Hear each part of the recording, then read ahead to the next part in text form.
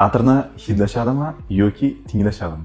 Nimaga har doim parfumeriyani gapirganda bizni hidni tinglash, ya'ni eshitish deb aytamiz, hidlashni o'rniga. Bu hammasi parfumeriyani avvalambor kulturasi bo'ladi, ya'ni parfumeriyada bor bo'lgan kultura. Va nimaga unaqa kultura paydo bo'lgan? Shuni aytib beraman. Biz hammamiz bilamizki, parfumeriya, ya'ni hid notalardan iborat. Bu verniy nota, sredniy nota, bazaviy nota. Va muzikada ham bizda notalar bor. Do, re, mi, fa, sol itag'lari.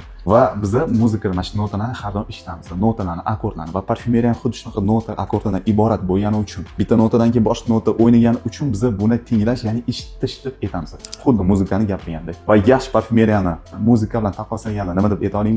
Zo'r bizda orkestr bor, ichida любой har xil bo'lgan instrument bor. Pianino, fleyta, violonchel, gitara itag'lari. Bu bir orkestr, bu yerda har xil bo'lgan instrument o'ynaydi. Yaxshi parfumeriyada ham xuddi shunaqa, bizda har xil bo'lgan notalar bor va ular o'ynaydi.